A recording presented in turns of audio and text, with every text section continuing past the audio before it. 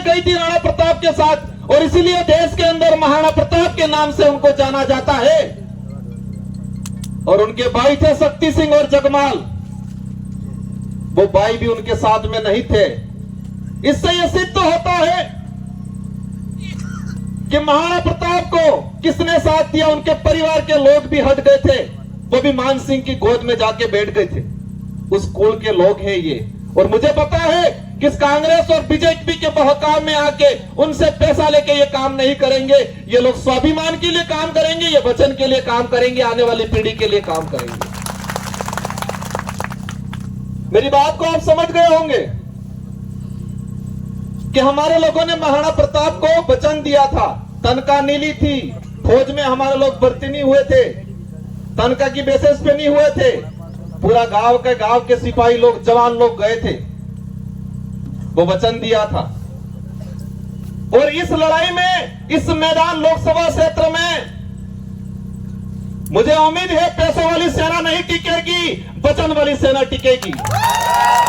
क्योंकि उनके साथ जो सेना है वो पैसों वाली सेना है, तनख्वाह वाली सेना है, तहाड़ी वाली सेना है, और हमारे साथ वचन वाली सेना है, स्वाभिमान से जीने वाले लोग हैं।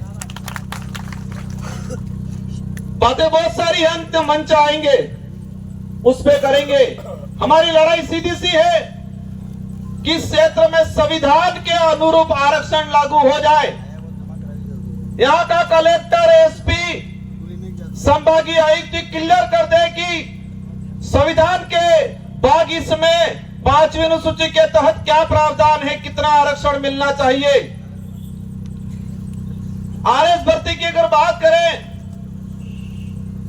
हमारी जो मांग है दूसरी, प्रशासनिक सेवा के अंदर हमारे यहाँ के लोगों को प्रतिनिधित्व मिलना चाहिए।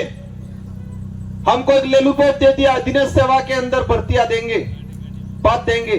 और उसमें भी मैंने देखा 3 भर्तियां 2013, 2016, 2018।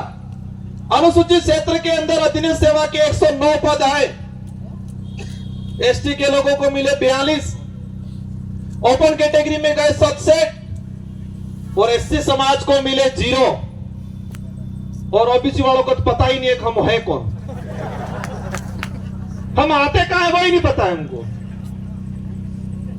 और मैं कहता हूं, इस क्षेत्र से अगर ओबीसी की किसी ने आवाज उठाई थी, राजकुमार रोत ने उठाई थी। हम हर व्यक्ति की बात करेंगे, लेकिन हमारा हक किसी को मारने नहीं देंगे। एससी समुदाय को 0 सीट तीनों भर्तियों में, और अधिनियम सेवा के अंदर 67 पद आए, उसमें एसटी एससी रिजर्व कैटेगरी का एक लड़का नहीं गया। हमारे साथ 13 से 14 अधिनियम सेवा के आरएस अधिकारियों के पद मारे गए। इसका गुनहगार कौन? जो ईडी के डर से भाजपा में गए, वो है। ये लड़ाई बेरोजगारों की लड़ाई है।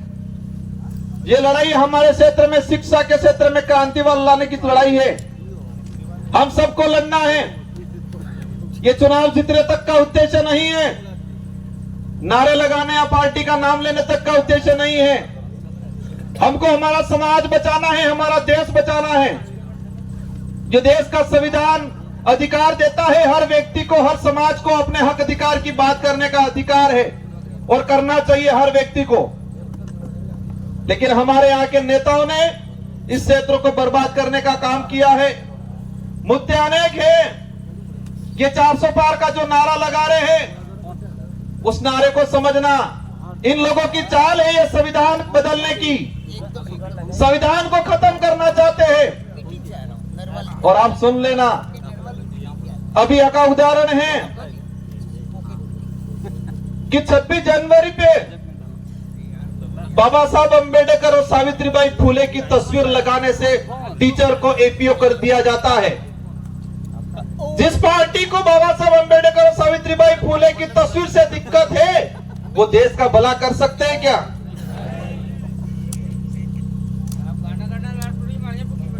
ये अंग्रेजों से भी बदतर स्थिति देश की करने वाले हैं। और हम सबको मिलके, और ये पार्टी कोई क्षेत्रीय पार्टी है, इस डूंगरपुर, बांसवाड़ा, उदयपुर तक सीमित रहने वाली नहीं है। ये पार्टी अरब सागर से लगा के बंगाल की खाड़ी तक जितने जो स्टेट पड़ रहे हैं, और हमारे साथ हर वर्ग का व्यक्ति जुड़ रहा है। हम सच्चाई की लड़ाई लड़ रहे हैं।